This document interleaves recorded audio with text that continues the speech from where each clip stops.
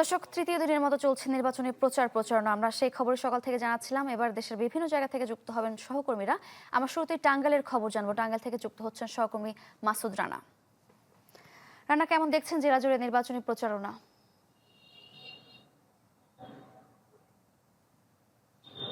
শারিকা, গত ২ দিন ধরে কিন্তু টাঙ্গাইলের যে নির্বাচনী আবহাওয়া সেটা কিন্তু অনেকটাই বদল হতে দেখা গেছে। বিশেষ করে ২২ তারিখ থেকে যে প্রার্থী যা রয়েছেন টাঙ্গাইলে ৮টি আসনের ৪৭ জন প্রার্থী রয়েছেন। এর মধ্যে গত ২৩ জানুয়ারি কিন্তু টাঙ্গাইল ১ আসনে মধুপুর ধনবাড়ির যে মোহাম্মদ আলী স্বতন্ত্র প্রার্থী তিনি কিন্তু তার প্রার্থিতা প্রত্যাহার করেছেন এবং বিএনপির যে প্রার্থী রয়েছেন তাকে তিনি সমর্থন জানিয়েছেন। এছাড়াও আমি এই মুহূর্তে রয়েছি টাঙ্গাইল শহরের পৌর উদ্যান এলাকায়। এটি টাঙ্গাইল সদর ৫ আসন। ৭২ ঘন্টা ময়েশ্চার লক সমৃদ্ধ লিলি বডি ওয়াশ। শিয়া বাটারের গুডনেস স্কিন রিপেয়ার করে রাখে সফট ও গ্লোয়িং, ছড়িয়ে দেয় লং লাস্টিং ফ্রেগন্যান্স।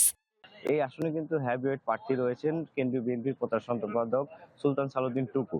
তিনি কিন্তু ২২ তারিখে মৌলানা আব্দুল হামিদ খান ভাসানীর যে মাজার রয়েছেন সেখানে মাজার জিয়ারতের মধ্য দিয়ে তার নির্বাচনী প্রচারণা শুরু করেছেন। এছাড়া জামাতে ইসলামী সহ এনসিপি অন্যান্য যে দলগুলো রয়েছে তারা কিন্তু তাদের মতো করে সকাল থেকে গভীর রাত পর্যন্ত টাঙ্গাইলের যে প্রত্যন্ত অঞ্চলগুলো রয়েছে সেখানে তারা যাচ্ছেন ভোটারদের কাছে। তারা বিভিন্ন মনজয়ী কথা বলছেন, বিভিন্ন প্রতিশ্রুতি দিচ্ছেন। তারা তাদেরকে জানাচ্ছেন যে উন্নয়নের ধারাবাহিকতা অব্যাহত রাখতে হলে তাদেরকে জয় করতে হবে এবং তারা জয়ী হলেই কিন্তু এই টাঙ্গাইলের যে ৮টি আসন রয়েছে এই আসনের যে বিভিন্ন প্রত্যন্ত গ্রাম রয়েছে, এলাকা রয়েছে সেগুলোর যে তারা উন্নয়নের ধারাবাহিকতা অব্যাহত রাখবেন বলে সহ বিভিন্ন তারা বিভিন্ন প্রতিশ্রুতি দিয়ে যাচ্ছেন। এছাড়াও গত ২ দিনে আমরা দেখেছি টাঙ্গাইলে শহরের বেশ কিছু জায়গায় বিএনপির কর্মী সমাবেশ, জনসভাও হয়েছে। এছাড়া জামাতের কিছু কর্মী সমাবেশ হয়েছে। তাদের নেতাকর্মীরা বিভিন্ন গ্রাম অঞ্চলে মানুষের কাছে যাচ্ছেন, ভোট প্রার্থনা করছেন, লিফলেট বিতরণ করছেন। হাট বাজারগুলোতেও একই চিত্র দেখেছি আমরা।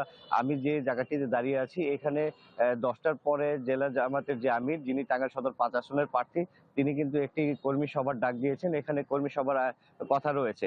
এছাড়াও অন্যান্য যে প্রার্থীগুলো রয়েছে তারাও তাদের মতো করে কিন্তু এই ভোটারদের কাছে যাচ্ছেন এবং স্বতঃস্ফূর্তভাবে তারা তাদের ভোট প্রার্থনা করছেন। এই ছিল টাঙ্গাইলের সর্বশেষ তথ্য। মাসুদ রানা, আপনাকে ধন্যবাদ। এরই মধ্যে জয়পুরহাট থেকে যুক্ত হয়েছেন আমাদের সহকর্মী হারুনুর রশিদ। হারুন, কেমন দেখছেন জয়পুরহাটের প্রচারণা, ভোটারদের প্রতিক্রিয়া?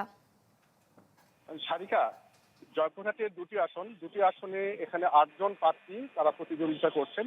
এখানে রয়েছে জামায়াত, বিএনপি এবং স্বতন্ত্র প্রার্থী। এছাড়া রয়েছে এবি পার্টির আছে এবং তাছাড়াও কিন্তু এখানে বাসদ এবং সমাজবাদী দল যেটা আছে সেখান থেকে কিন্তু মোট ৮জন প্রার্থী প্রতিদ্বন্দ্বিতা করছেন।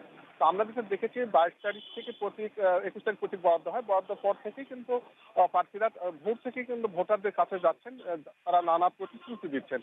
ভোটাররা কিন্তু এবারে একটু হিসাব নিকেশ আলাদা। তারা যেটি বলছেন বরাবরই যারা ভোটে আসেন তারা নানা প্রতিশ্রুতি দেন, প্রতিশ্রুতি দিয়ে কিন্তু তারা সেই প্রতিশ্রুতি কখনো রাখেন না। তো এবার কিন্তু যারা প্রতিশ্রুতি দিয়ে তারা বাস্তবায়ন করবে এরকম প্রার্থীকেই তারা বেছে নেওয়ার তারা কথা বলছেন। আমরা প্রার্থীদের সঙ্গে কথা বলেছি, তারা যেটি জানিয়েছেন যে আমরা শান্তিপূর্ণভাবে এখানে ভোটের যে মাঠ আছে, ভোট নিয়ে যে আমরা কথা বলবো, রাজনৈতিকভাবে সেটি ভোট চাবো, কিন্তু আমাদের মধ্যে কোনো প্রতিদ্বন্দ্বিতা হবে না, হিংসাত্মমূলক কোনো আচরণ থাকবে না। এমনি ভাবে আমরা ভোটের যে পরিবেশ শান্তিপূর্ণভাবে আমরা ভোট এখানে করতে চাই। তো আমরা দেখেছি সকাল থেকে এখানে আজকেরপুরে এখানে জামাতের যে প্রার্থী তিনি প্রচারণা করেছেন। এখানে এক আসনের যে আছেন বিএনপি প্রার্থী মাসুদ রানা প্রধান, উনিও প্রচারণা চালাচ্ছেন। জয়পুরহাট ২ আসনের বিএনপি প্রার্থী তিনি প্রচারণা চালাচ্ছেন ভোট থেকে, এবং জামায়াতের যে জয়পুরহাট ২ আসনের প্রার্থী ফজলুর রহমান সাঈদ তিনিও কোনো প্রচারণা চালিয়ে যাচ্ছেন ভোট থেকেই। তো এছাড়াও কিন্তু জয়পুরহাট ১ আসন থেকে স্বতন্ত্র প্রার্থী সাবেকুল্লাহ হাসিকা তিনিও কিন্তু ভোটারদের কাছে যাচ্ছেন। তিনি নারী প্রার্থী এবং নারী প্রার্থীদের সহ তার কিন্তু নানা প্রতিশ্রুতি দিচ্ছেন যে ভোটের বাস্তবায়নের কথা। তো জয়পুরহাটে কিন্তু এখনো যে ভোটের যে মাঠের যে পরিবেশ সেটি কিন্তু খুব শান্তিপূর্ণভাবে হারুন, ধন্যবাদ আপনাকে। দর্শক, জয়পুরহাট এবং টাঙ্গাইল থেকে আমরা নির্বাচনী প্রচারণার খবর জানছিলাম।